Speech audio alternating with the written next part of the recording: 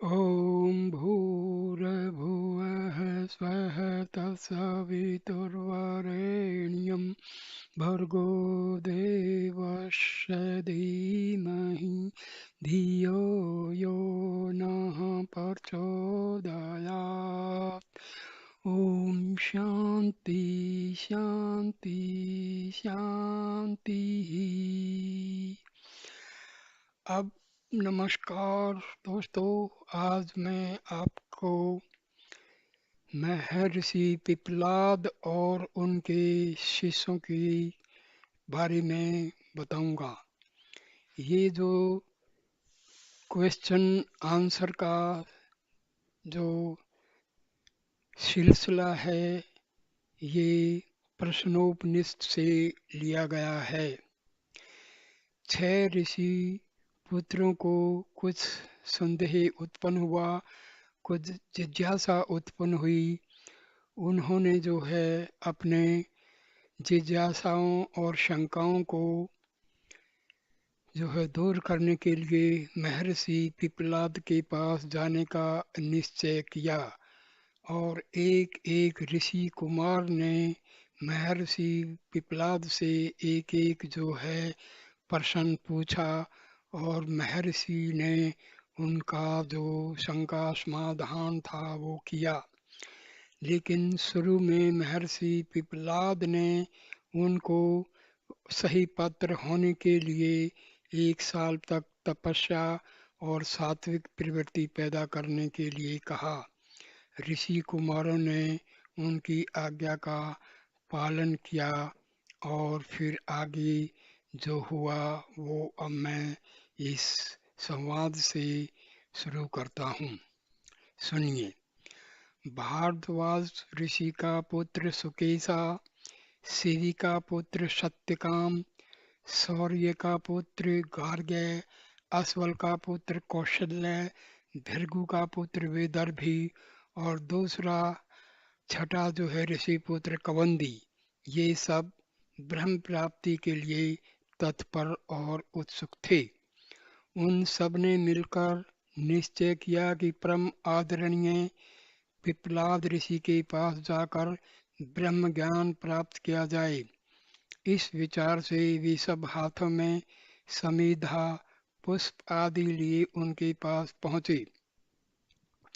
वह भेंट पिपलाद मुनि के चरणों में अर्पित करके अत्यंत श्रद्धा तथा विनय के साथ प्रणाम करते हुए वे लोग बोले, हे पूज्यवर, हमें ब्रह्म विद्या से परिचित कीजिए।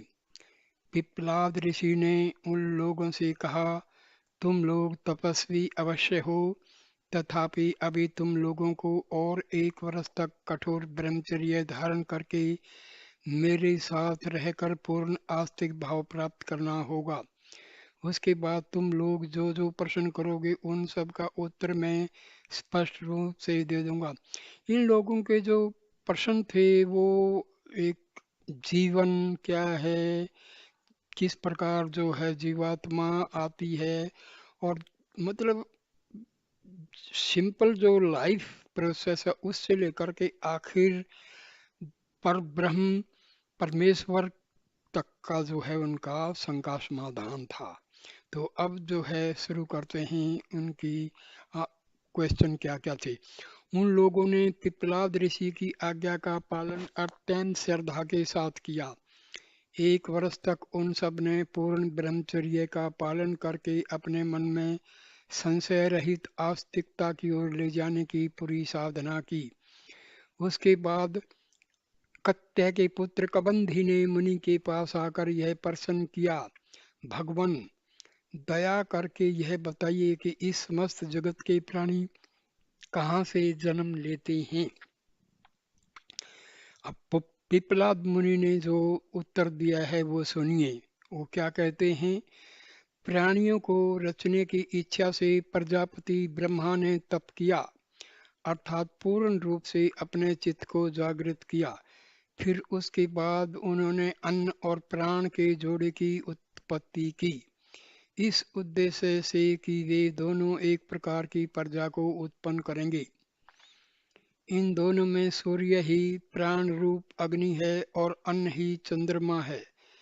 जिस समय सूर्य उदय होकर पूर्व दिशा में आता है, उस समय वह अपना प्रकाश फैलाकर पूर्व दिशा के सब प्राणियों को अपनी किरणों से छा देता है, और उसी प्रकार जब दक्षिणा में, पश्चिम में और उत्तर में, ऊपर, नीचे और बीच में सर्वत्र अपने प्रकाश को फैलाता है, तो उन सब स्थानों के प्राणियों को अपनी किरणों से छा देता है। इस प्रकार वह सर्वव्यापी आत्मा का ही स्वरूप है। वह विश्व रूप है, अनंत किरणों वाला है, ज्ञानवान है, सब प्राणियों का आश्रय रूप है, समस्त जगत का चक्षु रूप है और अनंत प्रकार के प्राणियों का प्राण स्वरूप है। संवत्सर ही प्रजापति ब्रह्म हैं। उत्तरायण और दक्षिणायन उन उसके दो मार्ग हैं। जो लोग अपनी सांसारिक आकांक्षा की पूर्ति के लिए धन, पुत्र और भोगादि की कामना से कर्म करते हैं, वह दक्षिण मार्ग को जाते हैं। यह पितृ मार्ग है। वे लोग चंद्र लोक को पाते हैं और बार बार जन्म लेते रहते हैं। पर जो लोग तप, ब्रह्मचर्य, श्रद्धा और ज्ञान के द्वारा आत्म स्वरूप की खोज करते हैं और प्राण रूप सूर्य का सच्चा स्वरूप जान लेते हैं, वे उत्तर मार्ग से जाकर सूर्य लोक को पाते हैं। यह सूर्य लोक सब प्राणों का अमर आश्रय है। जो लोग इसे एक बार प्राप्त कर लेते हैं, वे फिर कभी लौटकर नहीं आते। यह जन्म मरण के चक्र को रोकता है, इसलिए इसे निरोध भी कहते हैं। जो लोग केवल काल का ज्ञान रखते हैं, वे कहते हैं कि 5 ऋतुएं, हेमंत और शिशिर को एक मानकर इस सूर्य के 5 चरण हैं। 12 मास उसके 12 अव्यय हैं। यह सारी भौतिक सृष्टि का जन्मदाता होने से सबका पिता है। पर दूसरे विद्वानों की यह धारणा है कि वह सर्वज्ञान स्वरूप है और सूक्ष्म रूप का जन्मदाता है। वह 7 प्रकार की रंगीन किरणों से युक्त होने के कारण सप्त ज्ञान चक्रों से युक्त और 6 ऋतु रूपी अरे वाली काल रूपी रथ में स्थित है। इसमें सारा जगत प्रतिष्ठित होकर रथ के पहियों की तरह घूमता रहता है।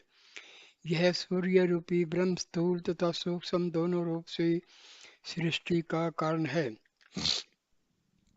उसके बाद उन सर्व ज्ञान संपन्न पिपनाद मुनि से भृगुपुत्र वैदर्भी ने पूछा, हे भगवन, आकाश आदि पंच महाभूत, चक्षु आदि 5 ज्ञानेन्द्रिय, वाणी आदि 5 कर्मेंद्रिय, मन और प्राण, इन तत्वों के कितने देवता प्राणी के शरीर को धारण करते हैं? उनमें से कौन कौन इसे प्रकाशित करते हैं और इन सब में श्रेष्ठ कौन है? इस प्रश्न के उत्तर में महर्षि पिप्पलाद बोले, ये सब देवता आकाश, वायु, अग्नि, जल, पृथ्वी, वाणी, मन, चक्षु और सर्वत्र कर्णेंद्र हैं। इन्होंने एक समय अपनी अपनी शक्ति को प्रकाशित करते हुए कहा, हम इस शरीर में व्याप्त होकर उसे धारण करते हैं। इस पर उन सबसे महान शक्तिशाली प्राण ने कहा, तुम मोह में न पड़ो, अपने अज्ञान के कारण मिथ्या अहंकार के फेर में मत पड़ो। मैं ही अपने को 5 भागों में बांटकर इस शरीर में व्याप कर उसका धारण करने वाला हूँ। पर उन सब ने प्राण की इस बात पर विश्वास नहीं किया। तब प्राण उनको शिक्षा देने के विचार से शरीर से बाहर निकल गया। फल यह हुआ कि उसी के साथ सब इंद्रियां भी बाहर को निकल आई। जब प्राण ने शरीर में प्रवेश किया, स्थित हुआ, तब सब इंद्रियां भी उसके पीछे पीछे आकर स्थित हुई। जिस प्रकार मधुमक्खियों का राजा रानी जब छत्ते को छोड़कर ऊपर को उड़ता है, तो सब मधुमक्खियां भी उसके पीछे पीछे उड़ने लगती हैं, और जब वह बैठ जाता है तो वे भी बैठ जाती हैं। उसी प्रकार सब इंद्रियों की भी वही दिशा हुई। वे समझ गई कि प्राण का क्या महत्व है, उसकी स्तुति करने लगे। प्राण के 5 मुख्य भाग हैं: प्राण, व्यान, उदान, अपान, समान और 5 उपभाग हैं। यह सब प्राण अग्नि रूप से प्रज्वलित होता है, सूर्य रूप से सारे जगत में प्रकाश फैलाता है, मेघ के रूप में वर्षा करता है, इंद्र का रूप धारण करके यह प्रजा का पालन और असुरों का नाश करता है। यह 7 प्रकार के वायु के रूप में सृष्टि चक्र को गतिशील बनाता है। पृथ्वी के रूप में अपने में सब कुछ धारण करता है। चंद्रमा के रूप में स्निग्धता बरसाता है। सत और असत, स्थूल और सूक्ष्म जो कुछ भी इस नश्वर जगत में है, उस सब का कारण यही प्राण है और अमृत तथा अविनाशी भी यही है। रथ के पहिया की नाभि में जिस प्रकार आरे स्थित होते हैं, उसी प्रकार से इस प्राण में समस्त जगत स्थित है। ऋग्वेद, यजुर्वेद और सामवेद में जो ज्ञान है वह सब इसी प्राण के ही आधार पर प्रतिष्ठित है और समस्त कर्म कांड रूप यज्ञ और ब्राह्मण तथा अक्षत्रिय के रूप में उन कर्मों का कर्ता यही है। यह जानकर सब इंद्रियां इस प्रकार उसकी स्तुति करने लगी। हे प्राण, तू ही सृष्टिकर्ता प्रजापति का विराट रूप है। तू ही माता पिता की संतान को जन्म देने वाली शक्ति है। तू ही संतान के रूप में माता पिता का प्रतिबिंब बनकर उत्पन्न होता है। तू ही चक्षु आदि इंद्रियों के साथ प्राणी के शरीर में स्थित रहता है। उन सब की शक्ति का कारण तू ही है और सारा दृश्य और भोग्य जगत वास्तव में तेरे ही लिए भेंट स्वरूप है और तेरे ही भोग के लिए है। हे प्राण तू मेरा हे प्राण, तू परम श्रेष्ठ है। तू देवताओं के पास होम किए हुए पदार्थ को पहुंचाने वाला है। श्राद्ध में पितरों के उद्देश्य से जो अन्न दिया जाता है, उसे पितरों के निकट पहुंचाने वाला भी तू ही है। चक्षु आदि इंद्रियों कर्म की शक्ति तू ही है और उनका देहादि को धारण करने का मूल आधार भी तू ही है। ऋषियों के सत्य आचरण का मूल कारण भी तू ही है। हे प्राण, इंद्र भी तू ही है। अपने प्रलयंकर तेज से जगत का विनाश करने वाला रुद्र भी तू ही है। स्थिति काल में सृष्टि का पालन करने वाला विष्णु भी तू ही है। समस्त अंतरिक्ष और आकाश में व्याप्त होने और विचरण करने वाला भी तू ही है और समस्त ज्योतियों का स्वामी सूर्य भी तू ही है। हे प्राण, जब तू मेघ होकर बरसता है, उसमें तेरे द्वारा रचा गया समस्त प्राणी जगत आनंदित होता है। हे प्राण, तू समस्त संस्कारों से रहित स्वभाव से ही शुद्ध और निर्लिप्त है। तू एक ऋषि नामक अग्नि के रूप में सब प्रकार के होम पदार्थों, जो कि भोग्य वस्तु हैं, का भोगता है और संपूर्ण जगत का पति है। तू ही वायु है और सबका पिता भी है। हे प्राण, तेरी जो मूल शक्ति वाणी में स्थित है या चक्षु अथवा कर्णेंद्रिय में प्रतिष्ठित है या मन में व्याप्त है, उसे शांत भाव से शिथिल रखने की कृपा कर। उसे बाहर निकाल कर न बिखेर।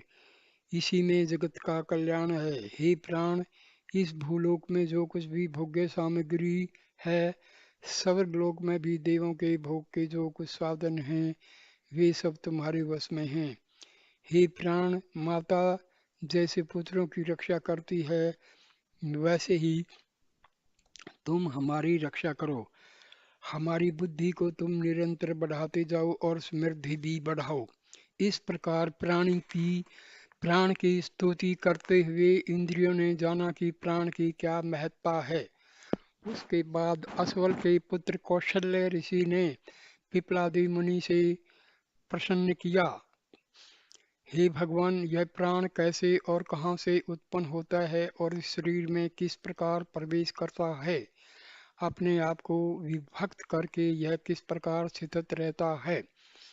किस प्रकार शरीर से बाहर निकलता है और किस उपाय से ये बाहरी पार्थिव विषयों को और भीतरी आध्यात्मिक विषयों को धारण करता है? पिपलाद मुनि ने उत्तर देते हुए कहा, सौम्य, प्राण के विषय में तू अत्यंत कठिन प्रश्नों को पूछ रहा है। फिर भी तू चूंकि ब्रह्म विचार में तल्लीन है, इसलिए मैं तुझे बताता हूँ, सुनो। इस प्राण की उत्पत्ति आत्मा से होती है। जैसे मनुष्य के पीछे उसकी छाया लगी रहती है, उसी प्रकार आत्मा के शेष प्राण रूपी छाया लगी रहती है। यह मन के संकल्प से कामना में और कामना से शरीर में प्रवेश करता है।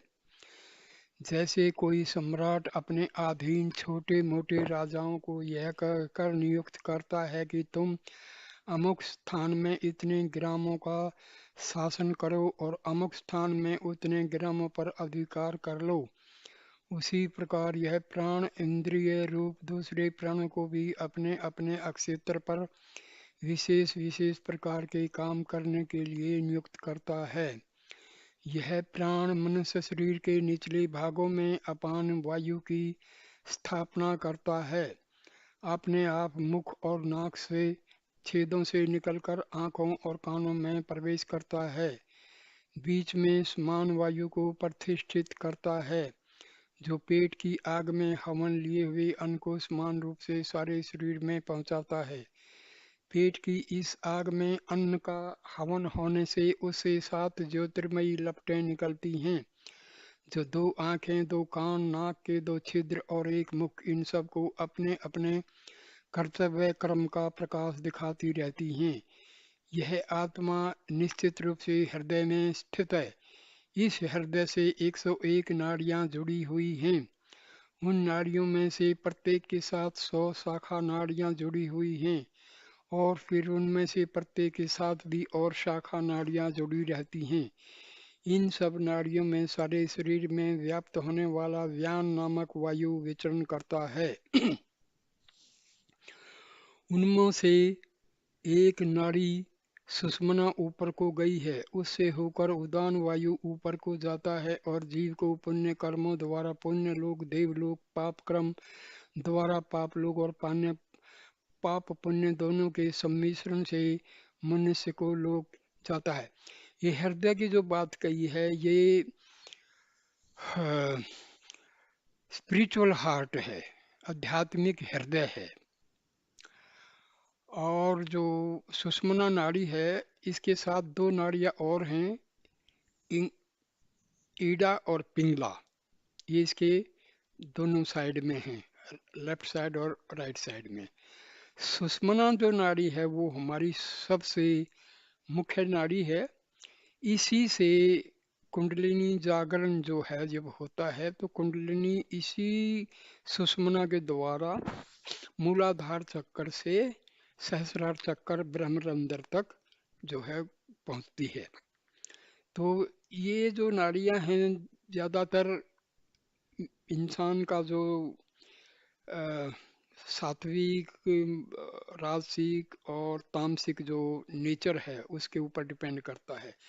जब इंसान का नेचर सात्विक हो जाता है, तो ये जो सुषुम्ना नाड़ी ये शुद्ध हो जाती है, और इसमें से कुंडलिनी शक्ति का जो विचरण है, आवागमन है, वो सुगमता से हो जाता है। और भी बहुत सारी नाड़ियां हैं, जैसे अमृत नाड़ी है, ब्रह्म नाड़ी है, हाँ? तो ये नाड़ियों का बहुत महत्व है। ये सारी जो चीजें हैं योग में आती हैं। यह तो हुई मनुष्य के भीतर विराजने वाले प्राण की बात। अब प्राण के उस रूप का उल्लेख किया जाता है जिससे वह बाह्य जगत में विचरता है। सूर्य है, सूर्य ही वह प्राण है जो चक्षु में स्थित प्राण के प्रति अनुग्रह करता हुआ उदित होता है। पृथ्वी के भीतर जो देवता निहित है वह अपान वायु के वश में किए हुए है। मध्य में जो आकाश है वह समान वायु को अपनाए हुए है, और आकाश के भी ऊपर जो वायु व्याप्त है वह व्यान है। चारों ओर फैला हुआ तेज उदान है। इस कारण जिस मनुष्य का तेज शांत हो जाता है, वह मन में समाई हुई इंद्रियों के साथ दूसरा शरीर धारण करता है। मृत्यु के समय जीव की चित्तवृत्ति जैसी होती है, उसी के अनुसार वह प्राण को प्राप्त करता है। प्राण तेज से युक्त होकर जीवात्मा को उसी लोक में पहुंचा देता है जो उसके मन के भावों के उपयुक्त है। जो ज्ञानी पुरुष प्राण की इस विशेषता को जान जाता है, उसकी संतान विनाश को प्राप्त नहीं होती और वह अमर हो जाता है। यह जानकर कि प्राण की उत्पत्ति कहाँ से और कैसे होती है, शरीर में उसका आगमन कैसे होता है, उसकी स्थिति क्या है, उसकी महत्ता और प्रभुता का स्वरूप क्या है, उसके 5 प्रकार के वृत्ति भेद की विशेषताएं क्या हैं तथा कौन आध्यात्मिक तत्व उसमें निहित है, साधक अमरता को प्राप्त होता है। उसके पश्चात सौर्य के पुत्र गार्ग ने पिपलाद ऋषि से प्रश्न किया, हे भगवान, इस जीव के शरीर में कौन कौन इंद्रियां सोती हैं, कौन जागती रहती हैं और कौन सी स्वप्न देखती हैं, कौन इन सब अनुभूतियों से होने वाले सुख को भोगता है और ये सब किसमें जाकर लीन होते हैं। पिपलादी ऋषि ने उत्तर दिया, जैसे सूर्य के अस्त होने पर उसकी सब किरणें इस तेजो मंडल सूर्य में ही प्रवेश करके एक रूप हो जाती हैं और फिर सूर्य के उदय के समय फिर वे सब किरणें उस तेजो मंडल में से निकल कर अपना प्रकाश बाहर बिखेरने लगती हैं, उसी प्रकार सब विषय और इंद्रियां जब अपने से श्रेष्ठ सत्ता वाले मन में लीन होकर एक रूप हो जाती हैं और फिर जीव न कुछ देखता है, न सूंघता है, न स्वाद लेता है, न छूता है, न बोलता है, न कोई क्रिया करता है, तो उस अवस्था को उसके सोने की अवस्था कहते हैं। उस समय इस शरीर रूपी नगर में केवल जीवन यज्ञ की प्राणाग्नियां 5 प्रकार के वायु जागती रहती हैं। उनमें अपान गार्हपत्य नाम की अग्नि है, व्यान दक्षिणाग्नि है और प्राण आहवनीय नाम की अग्नि है। समान वायु श्वास प्रवास की गति को समान रूप से भीतर खींचने और बाहर ले जाने वाला है। मन उस यज्ञ का यजमान है क्योंकि मूल में वही सब कर्मों को करने वाला और उनके फलों को भोगने वाला है। उदान उस यज्ञ का फल है क्योंकि वह मन को ध्यान मगन करके ब्रह्म की प्राप्ति कराता है। इस दशा में सोपन की सी अवस्था में यह ज्योति स्वरूप मन ब्रह्म की अपार महिमा का अनुभव करता है। जिसे वह पहले देख चुका है उससे नए सिरे से नए रूप में देखा हुआ सा बोध करता है। जो कुछ पहले सुन चुका है उसे फिर से सुनाता है। अनेक देशों और विदेशों में देखी और अनुभव की हुई वस्तुएं और बातों को रूप में देखता है और अनुभव करता है। इस जन्म में देखे या सुने हुए अथवा जन्मांतर में देखे या सुने हुए सत्य और असत विषयों को फिर से देखता, सुनता या अनुभव करता है। जब यह मन जब ज्ञान रूपी तेज द्वारा मगनता की अवस्था को प्राप्त होता है तो उस दशा में फिर वही किसी भी प्रकार का सोपान नहीं देखता। उसकी समस्त चिंता और वासना रूपी किरणें उस महातेज का में विलीन हो जाती हैं और तब इस शरीर में अगाध और अनंत सुख की अनुभूति व्याप्त हो जाती है। जिस प्रकार सूर्यास्त के बाद समस्त पक्षी बसेरा लेने के लिए एक पेड़ का आश्रय लेकर पकड़कर उसमें निश्चिंत भाव से निद्रा मगन हो जाते हैं, उसी प्रकार ब्रह्म प्राप्ति की उस अवस्था में मन की सब वासनाएं और कामनाएं और उसमें प्रतिबिंबित होने वाला सब दृश्य जगत आत्मा में विलीन हो जाता है। सुषुप्ति की उस दिशा में पृथ्वी और उसका अव्यक्त सूक्ष्म स्वरूप जल और उसकी अदृश्य विभक्ति वायु और उसका सूक्ष्म भाव तेज और उसका अंतर आभास आकाश और सूक्ष्म मात्रा स्वरूप भीतरी आकाश का भाव चक्षु और उसके देखने के विषय सारा दृश्य जगत करण और उसके सुनने योग्य विषय नाक और उसके द्वारा सूंघे जाने वाले पदार्थ जीव और स्वाद लेने वाली योग्य वस्तुएं स्पर्श स्पर्शेंद्रिय और छूने योग्य पदार्थ वाणी और बोले जाने वाले योग्य विषय चरण और चलने योग्य प्रदेश मन और उसके द्वारा मनन किए हुए जाने वाले विषय बुद्धि और जानने योग्य पदार्थ या विषय अहंकार और अहंकार करने योग्य विषय चित्त और उसके द्वारा चिंता करने योग्य बातें प्रकाश और प्रकाशित होने योग्य विषय प्राण और उसके द्वारा धारण करने योग्य सगल पदार्थ आत्मा में लीन होकर एक रूप हो जाते हैं और आनंद की अनुभूति द्वारा मगनता की अवस्था को प्राप्त होते हैं। दोस्त ये जो बातें हैं ना, ऐसे लगती हैं क्योंकि थोड़ी सी कठिन ऐसे लगती हैं क्योंकि हम इनसे काफी अनभिज्ञ हैं। नहीं तो हम जब मेडिटेशन करते हैं तो हम अनुभव करते हैं। देखो, बीमारियां होती हैं हमारे शरीर में। किसी भी अंग में जो अंग बीमार होता है तो उसका कारण क्या होता है कि वहां पर जो है प्राण की पहुंच नहीं हो पाती है। तो जो लोग आध्यात्मिक तरीके से हीलिंग करते हैं, वो क्या करते हैं, उस एरिया में प्राण की प्राप्ति करवाते हैं। जहाँ प्राण नहीं पहुँचता है वो अंग जो है बीमार पड़ जाता है। तो हम मेडिटेशन में इस चीज़ को अफर्मेशन द्वारा विजुअलाइजेशन से ये चीज़ अनुभूति इसकी अनुभूति कर सकते हैं। ये बिल्कुल अनुभूति की बात है, ये सब एक्सपीरियंस की बात है। हम जो है प्राण को किसी एक अंग में इकट्ठा कर सकते हैं, ऐसा विजुअलाइजेशन करते हैं, एफर्मेशन करते हैं। जैसे हमारे कहीं कुछ दर्द है तो हम विजुअलाइज करेंगे कि मेरे शरीर से जो है सारा प्राण जो है प्राण इकट्ठा हो रहा है, यहाँ पर इकट्ठा हो रहा है, इकट्ठा मतलब ऐसा हम विजुअलाइजेशन करते हैं, एफर्मेशन करते हैं। तो ये सब चीजें अनुभव की हैं। अनुभव हमारे अंदर है नहीं तो हमें ये सब ऐसे ही लगता है हवाई बातें, मतलब ये क्या है। नहीं तो बैठ के शांति से जब अनुभूति करते हैं, अनुभव करते हैं, एक्सपीरियंस करते हैं तो ये चीज़ें हमारी समझ में आती हैं। तो ये थोड़ा डिफिकल्ट लगता है सुनने में, ऐसे लगता है जैसे ये सब फालतू बातें, लेकिन ये सच है। ये हमें अनुभव करना पड़ता है, बैठना पड़ता है, मेडिटेशन में बैठना पड़ता है, कंसंट्रेशन करना पड़ता है।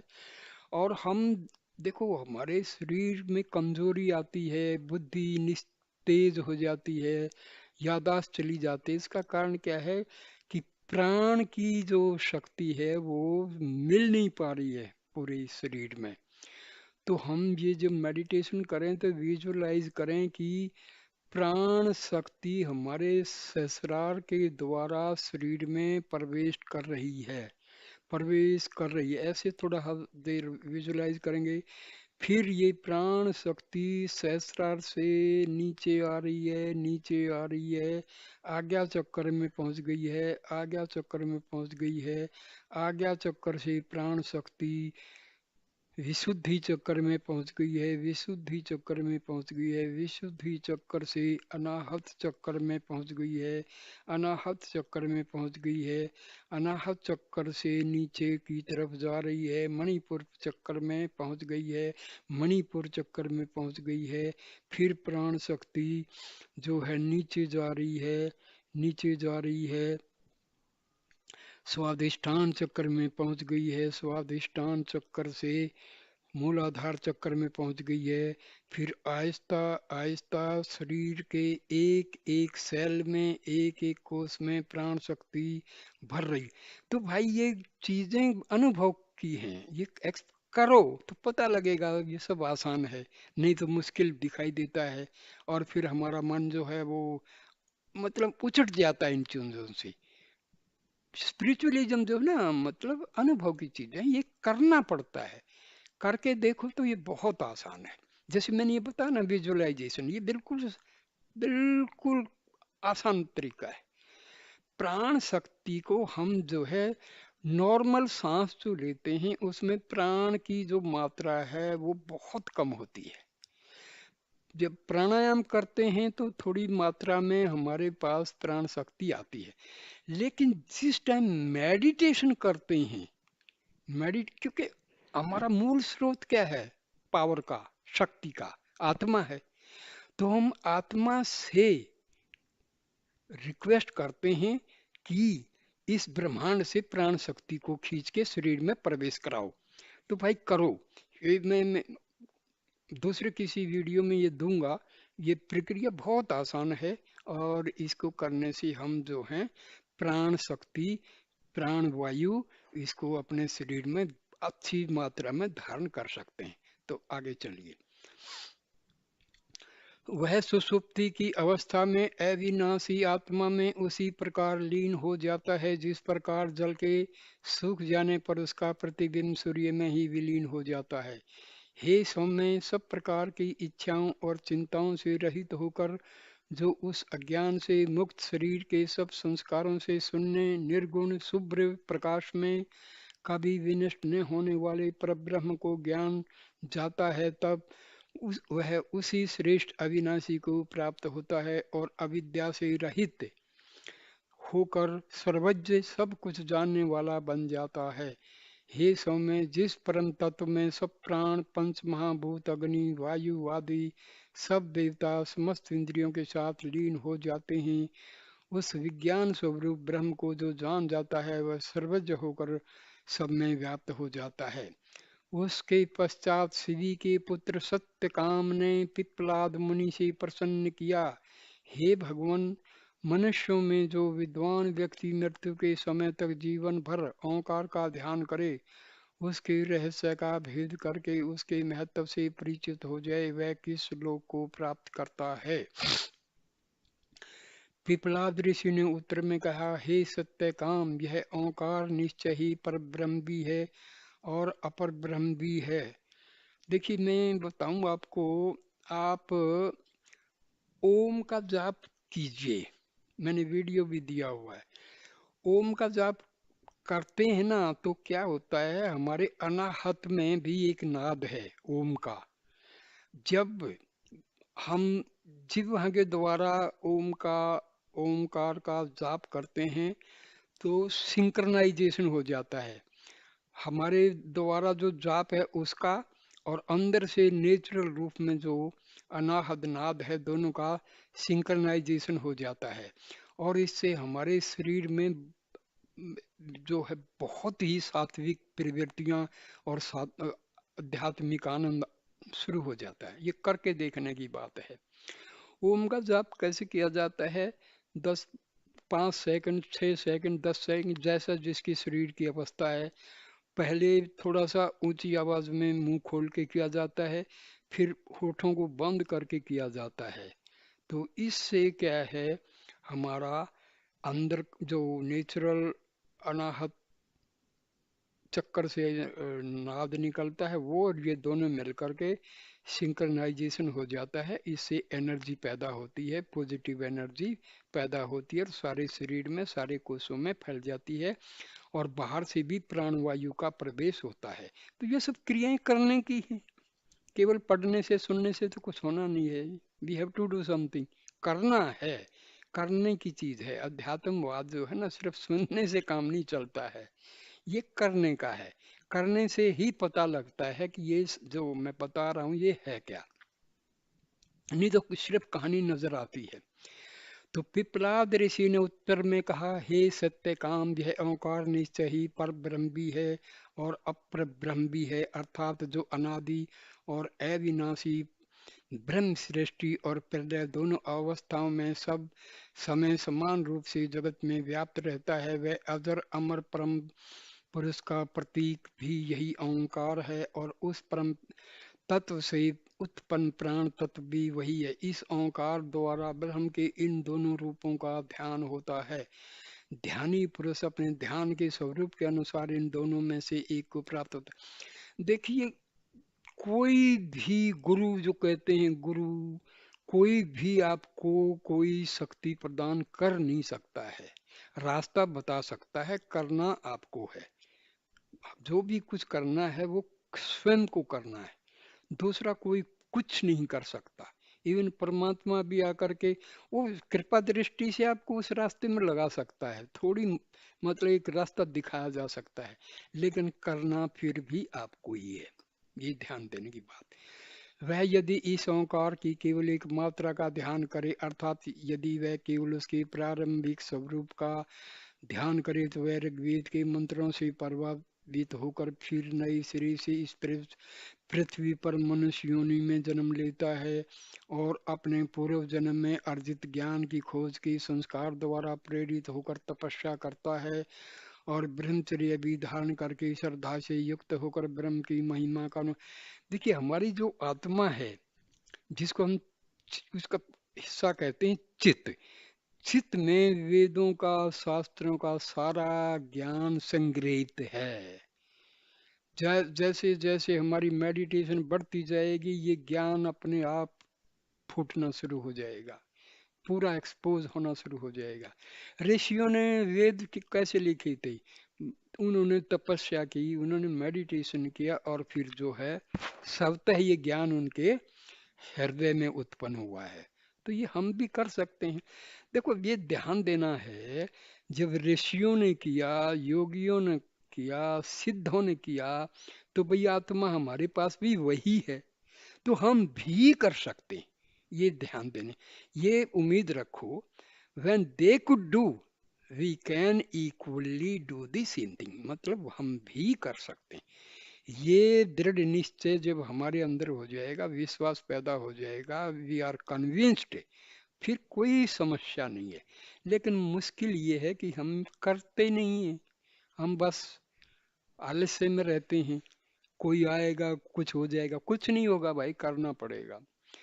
और यदि वह ओंकार की दो मात्राओं का ध्यान करे, अर्थात उसकी आदि रूप और मध्य रूप के महत्व को समझने के प्रयत्न में जुट जाए, तो वह यजुर्वेद के मंत्रों का ज्ञान प्राप्त करके चंद्रलोक में पहुंचता है और वहां दिव्यानुभूति प्राप्त करके फिर दिव्य लोक में चला जाता है और अपने पूर्व जन्मार्जित ज्ञान को और आगे बढ़ाने के लिए फिर साधना में रत हो जाता है। ज्यों ज्यों आपकी मेडिटेशन जो है प्रोग्रेस में चली जाएगी, तो आपको पिछले हजारों हजारों साल पुराने दृश्य नजर में आएंगे। महाभारत, राम कृष्ण और पुराने जमाने की चीजें स्पष्ट आपको, आपके जो तीसरी आंख जिसको बोलते हैं, आज्ञा चक्र माथे में, ये सब दिखाई देता है भाई। ये सच है, ये सच है, 100% सच है। ये बिल्कुल ऐसा सत्य है जिसकी मतलब कोई गुंजाइश ही नहीं है शक करने की। लेकिन बैठो तो सही। उसके बाद वह त्रिमात्रा युक्त ओंकार के रूप, प्राण रूप का ध्यान करने लगता है और उसके द्वारा परम पुरुष के स्वरूप का बोध करने लगता है। वह तेजो में सूर्य लोक में पहुंचता है। उसके बाद जैसे सांप अपनी कैंचुली बदलकर नया रूप धारण करता है, उसी प्रकार वह ध्यानी निश्चय ही समस्त पापों से मुक्त होकर सामवेद की मंत्रों द्वारा ब्रह्मलोक में प्रवेश पाता है। वहां पहुंचकर वह सकल जीवों के शरीरों में व्याप्त परम पुरुष के दर्शन। देखिए, ये जो बात हो रही है ना, ये कुछ ये नहीं कि आप शरीर के साथ कोई ब्रह्मलोक पहुंच रहे हैं, गोलोक पहुंच, नहीं नहीं नहीं, ये मेडिटेशन में ही सारे दर्शन होते हैं। आपको शरीर से जाने की कोई बात नहीं है, क्योंकि मैंने पहले भी बोला था, कल एक वीडियो दिया था कि जो ब्रह्मांड में है वही हमारे पिंड में है। जो कुछ घटना हो रही है पूरे यूनिवर्स में, वही हमारे शरीर में भी वही चीजें हैं। तो ये ध्यान देने की बात है। ओंकार की 3 मात्राएं, अकार, उकार और मकार, इंग्लिश में ए यू एम, ये 3 हैं। अब इनसे ही हमारा जागृत अवस्था, सुसुप्ति, स्वप्न अवस्था, सुसुप्ति का भी पता लगता है। ब्रह्मा विष्णु महेश का भी इससे पता लगता है। भू वर्तमान काल, भविष्य काल और भूतकालीन, ये सब मतलब ओम के जो 3 हिस्से हैं, उनसे अलग अलग चीजें हमें मालूम पड़ती हैं। उसी तरह से ओम की तीनों जो मात्राएं हैं, उनसे सात्विक, तामसिक और राजस का भी पता लगता है। तो उपासक जन्म मृत्यु के बार बार लौटने वाले चक्र से मुक्त नहीं हो सकता। पर यदि इन 3 मात्राओं को जागृत, स्वप्न और सुषुप्ति की 3 अवस्थाओं और बाहरी भीतरी तथा मध्य की क्रियाओं से परस्पर संबंधित प्रतीकों के रूप में जानकर उनका चिंतन किया जाए तो उनके सम्मिलित रूप ओंकार का ज्ञाता परम पद पद को प्राप्त होता है। वह ध्यानी ऋग्वेद के मंत्रों द्वारा इसी लोक को प्राप्त, देखो ये ध्यान ध्यान ध्यान बार बार शब्द आ रहा है ना, ये मेडिटेशन के बारे में है। यजुर्वेद द्वारा अंतरिक्ष के लोक का ज्ञान प्राप्त करता है और सामवेद द्वारा उस लोक की प्राप्ति करता है जिसे केवल ज्ञानी लोग ही जानते हैं। वह शांत अजर अमर भय रहित परम तत्व से परिचित होकर स्वयं भी अमरत्व प्राप्त करता है। हमारी आत्मा जो है वो अजन्मा अजर अमर है, सर्वव्यापी है, सर्वंतर्यामी है, सर्वज्ञाता है, सब कुछ मालूम है। हाँ? तो ओमनी पोटेंट, ओमनी सेंट और ओमनी प्रेजेंट है ये हमारी आत्मा। उसके बाद भारद्वाज के पुत्र सुकेशा ने तितलाद मुनि से कहा, हे भगवान, कौशल देश के निवासी हिरण्य नामक राजपुत्र ने एक बार मुझसे पूछा, हे भारद्वाज पुत्र सुकेशा, तुम्हें 16 कलाओं से युक्त परम पुरुष के संबंध में कोई जानकारी है क्या? मैंने कहा, नहीं, मैं नहीं जानता। मेरी इस बात पर उस राजकुमार को विश्वास नहीं हुआ। उसने समझा कि जानते हुए भी मैं किसी कारण से उसे बताना नहीं चाहता। उसने जब दोबारा प्रश्न किया तो मैंने कहा, यदि मुझे उस 16 कला वाले पुरुष के विषय में कुछ भी ज्ञान होता तो मैं तुम्हें क्यों नहीं बताता। जो व्यक्ति असत्य बोलता है वह जड़ सहित सूख जाता है। उसे न इस लोक में सुख मिलता है न परलोक में शांति। ऐसा जानकर मैं कभी झूठ नहीं बोल सकता। मेरी यह बात सुनकर राजकुमार चुपचाप रथ पर चढ़कर चला गया। अब मैं आपसे विनय पूर्वक यह जानना चाहता हूँ कि यह 16 कला वाला पुरुष कौन है और कहाँ निवास करता है। पिप्पलाद ऋषि ने जब सुकेशा की इस तरह की बात सुनी तो उन्होंने उत्तर दिया, हे सौम्य, जिस मूल पुरुष से 16 कलाएं उत्पन्न होती हैं वह शरीर के भीतर हृदय रूपी आकाश में विराजता है। देखो कितनी बड़ी बात है, यह हमारी आत्मा ही है जो 16 कलाओं से सुशोभित है और हमारे हृदय में ही परमात्मा है, हमारे हृदय में ही आत्मा है और आत्मा और परमात्मा एक ही हैं। असली ब्रह्म ज्ञान की बात है। हमारे आध्यात्मिक हृदय में आत्मा है, वही पर परमात्मा है। आत्मा और परमात्मा अलग नहीं है। तो ये सिंपल चीज है, लेकिन भाई इसका तो दर्शन करना होता है मेडिटेशन मेडिटेशन मेडिटेशन के द्वारा। उस पुरुष ने इस प्रकार चिंतन किया, शरीर में से किसके बाहर निकलने पर मैं स्वयं निकला हुआ सा हो जाऊंगा और किसके शिथित रहने पर मैं शिथिल रूप में वर्तमान रहूंगा। यह सोचकर उस मूल पुरुष ने प्राण की रचना की। उस देखो, आत्मा और प्राण साथ साथ होते हैं क्योंकि प्राण की उत्पत्ति ही आत्मा से होती है। आत्मा निकलती है, प्राण भी निकलता है, प्राण निकलता है तो आत्मा भी समझो निकल गई, तभी मौत होती है शरीर की। उस प्राण पर उसने अपने आप को मूल रूप से प्रतिष्ठित किया। प्राण के रूप में ही वह सब प्राणियों के भीतर स्थित रहने लगा और प्राण के बाहर निकल जाने पर जैसे वह स्वयं के साथ बाहर को निकल जाता हो ऐसा रूपक उसने रच दिया। उस प्राण के द्वारा उसने प्राणियों के भीतर श्रद्धा की प्रवृत्ति उत्पन्न की, जिसके सहारे से ही प्राण अपने मूलगत श्रेष्ठ रूप को समझने में समर्थ होता है और कल्याण में लक्ष्य की ओर अपनी मति को स्थिर रखने में समर्थ होता है। श्रद्धा के बाद उसने कम कर्म चक्र के आधार स्वरूप वायु, तेज, जल, पृथ्वी, इंद्रिय समूह, मन और अन्न को उत्पन्न किया। अन्न से बल और वीर्य को उत्पन्न किया। उसके बाद तप को, तप के बाद सभी लौकिक और पारलौकिक कर्मों के मंत्रों को, उसके पश्चात उन कर्मों के फल भोग के लिए समस्त लोगों को और फिर उन लोगों में उत्पन्न होने वाले सब प्राणियों के नामों को उत्पन्न किया। ये ही उस मूल पुरुष की 16 कलाएं हैं जो प्राणियों के अज्ञान के कारण भिन्न भिन्न जान पड़ती हैं और स्वप्न देखने वाले व्यक्ति द्वारा स्वप्न में रची गई पदार्थों की तरह मोह तथा भ्रम पैदा करती हैं। जिस प्रकार ये गतिशील और सब समय बहती रहने वाली नदियां समुद्र में जाकर उसमें विलीन हो जाती हैं और समुद्र के जल के साथ एक रूप होकर अपना स्वतंत्र अस्तित्व खो बैठती हैं और समुद्र के नाम से ही प्रसिद्ध होती हैं। उसी प्रकार सब कुछ देखने वाले परम पुरुष की ओर जाने वाली ये 16 कलाएं उस पुरुष को प्राप्त होकर उसी में लीन हो जाती हैं। वे उसमें एक रूप होकर मिल जाती हैं और उसके नाम और रूप के साथ भेद नष्ट हो जाते हैं। उसी अवस्था में यह नहीं कहा जाता कि ये 16 कलाएं भिन्न भिन्न हैं, बल्कि वे सब भी परम पुरुष के नाम से ही प्रसिद्ध हो जाती हैं। उस समय यह दृष्टा पुरुष समस्त कलाओं से रहित एक रूप और अमर स्थिति को प्राप्त हो जाता है। रथ के पहिया की नाभि से जिस प्रकार आरे तिरछे काठ जुड़े रहते हैं, उसी प्रकार समस्त 16 कलाएं, सारा विश्व प्रपंच उसी पुरुष के मूल के अंदर से जुड़ा रहता है। जो व्यक्ति इस रूप में उस अमर पुरुष को जानता है, उसे मृत्यु पीड़ा नहीं पहुंचा सकती। मैं इस पर ब्रह्म को इस रूप में जानता हूँ, मेरी जान में से इससे श्रेष्ठ दूसरा कुछ भी नहीं है। पिप्पलाद ऋषि का इस प्रकार का उपदेश सुनकर 6 शिष्यों ने उनकी आराधना की और फिर बोले, आप निश्चय ही हम लोगों के पिता स्वरूप हैं। आपने अविद्या के पर्दे को हमारी अज्ञानपूर्ण आँखों के आगे से हटकर परब्रह्म के निश्चित स्वरूप से हमें परिचित करा दिया है। आप जैसे परम ऋषियों के प्रति हमारा बारंबार नमस्कार है। ये जो 6 प्रश्नों का उत्तर है, ये पूरा का पूरा प्रश्नोपनिषद है। ये संक्षिप्त में बताया गया है।